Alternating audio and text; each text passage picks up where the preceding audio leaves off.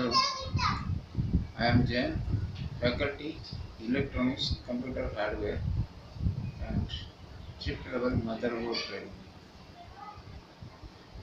ഞാൻ ഇത് നിങ്ങൾക്ക് മലയാളത്തിൽ പഠിപ്പിക്കുകയാണ്.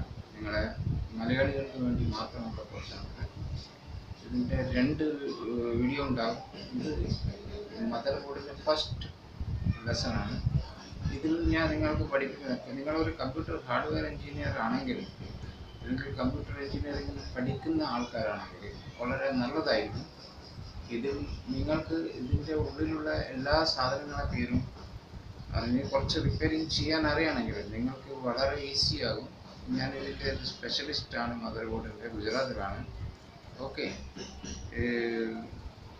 നിങ്ങൾ ആദ്യം ഇതിൽ കുറച്ച് അറിഞ്ഞു കഴിഞ്ഞാൽ നിങ്ങൾക്ക് എന്തെങ്കിലും ചെറിയതൊക്കെ ചെയ്യാൻ പറ്റും. മദർബോർഡിനെ പറ്റി തീരെ നോളജ് ഇല്ലെങ്കിൽ ബുദ്ധിമുട്ടാണ്. അതുകൊണ്ടാണ് ഞാൻ നിങ്ങൾക്ക് മലയാളത്തിൽ പഠിപ്പിക്കുന്നത്. ഹിന്ദിയിലൊക്കെ ഇട്ടിട്ടുണ്ട്, എൻ്റെ വീഡിയോ ഉണ്ട്, ജാൻസ് ഐഡിയ എന്ന് പറഞ്ഞിട്ട്.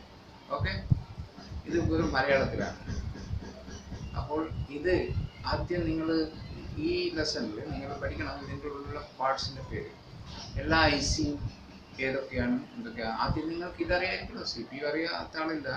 സി പി യു, ഇവിടെ റാം വരും, ഇത് റാമാണ്. ഓക്കെ, ഇവിടെ വരും റാം. ഓക്കെ, അതുകൂടാതെ രണ്ട് വലിയ ഐ സി കാണും നിങ്ങൾക്ക്. ഈ രണ്ട് ഈ അലുമിനിയത്തിന് ഹീറ്റ് സിങ്ക് വെച്ച ഐ സി, ഇതിന് ICH എന്ന് പറയും, ഇതിന് GMCH എന്ന് പറയും. Okay, GMCH graphics and memory controller hub, और ये ICH input output controller hub.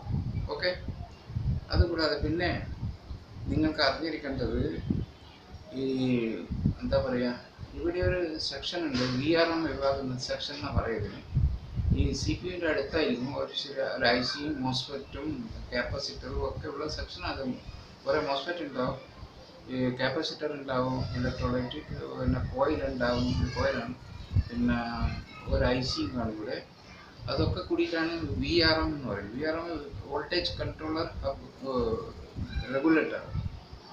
Okay, voltage VRM regulated module എന്ന് പറയും, വോൾട്ടേജ് റെഗുലേറ്റഡ് മോഡ്യൂൾ. ഇത് ഈ സി പി യു ഉണ്ടല്ലോ, ഈ സി പി യുവിന് വോൾട്ടേജ് കൊടുക്കാൻ വേണ്ടിയിട്ടുള്ള സെക്ഷൻ. ഇതൊരു പവർ സപ്ലൈ ആണ്, ഇതിൻ്റെ ഉള്ളിലുള്ള പവർ സപ്ലൈ. അത് 1.5 വോൾട്ടേജിലാണ് ഈ സി പി യു വർക്ക് ചെയ്യുന്നത്, മൈക്രോ പ്രോസസ്സർ. ഓക്കെ, ഇതിന് ആ വോൾട്ടേജ് കൊടുക്കാൻ വേണ്ടിയാണ് ഇത് ഈ സെക്ഷൻ ഇവിടെ ഉള്ളത്. റെഗുലേറ്റ് ചെയ്തിട്ട് ഒരു സർക്യൂട്ട് ഉണ്ടാകും. നിങ്ങൾ ഡ്രോയിങ് കിട്ടി കണ്ടാൽ മനസ്സിലാവും. ഓക്കെ, അപ്പോൾ ഇതാണ് VRM സെക്ഷൻ. ഓക്കെ, പിന്നെ ഇത് ബയോസ് എന്ന് പറയും. ബയോസ് 8 പിന്നുള്ള ഒരു ചെറിയൊരു ഐസിയാണ്. ഇതിന് ബയോസ് എന്ന് പറയുക, സോക്കറ്റിലാണ് ഉള്ളത്. പിന്നെ ഇതാണ് ഈ ക്ലോക്ക് ജനറേറ്റർ IC. പിന്നെ ഇത് ഇൻപുട്ട് ഔട്ട്പുട്ട് കൺട്രോളർ എന്ന് പറയും. ഇതിന് ഇൻപുട്ട് ഔട്ട്പുട്ട് കൺട്രോളർ. പിന്നെ ഇതാണ് സൗണ്ട് സെക്ഷൻ. ഇത് LAN IC എന്ന് പറയും. ഈ ചെറിയൊരു IC LAN IC, LAN networking. ഈ സോക്കറ്റ് ഉണ്ടല്ലോ ഇവിടെ, അത്. പിന്നെ ഇതൊക്കെ അറിയാമല്ലോ നിങ്ങൾക്ക്, സോക്കറ്റൊക്കെ അറിയും, ഹാർഡ്വെയർ എഞ്ചിനീയറിംഗ് ഇതൊക്കെ അറിയാം. ഇത് SMPSൻ്റെ സോക്കറ്റ്.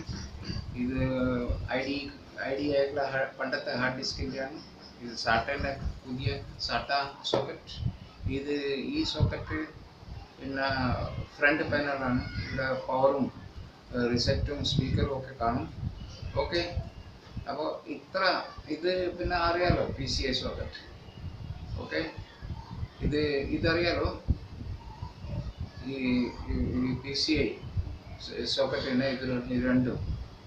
ഓക്കെ, പിന്നെ ഇതാണ് ക്രിസ്റ്റൽ എന്ന് പറയും. ഇതിന് ഈ അലുമിനിയം പോലത്തെ സ്റ്റീലിൻ്റെ കാണുന്നത്, ഇത് രണ്ടെണ്ണം ഇവിടെ ഉണ്ട്. ഇത് ലാനിൻ്റെ ഐസിൻ്റെയാണ്, ഇത് ക്ലോക്ക് ജനറേറ്ററിൻ്റെ ഐസിൻ്റെയാണ്.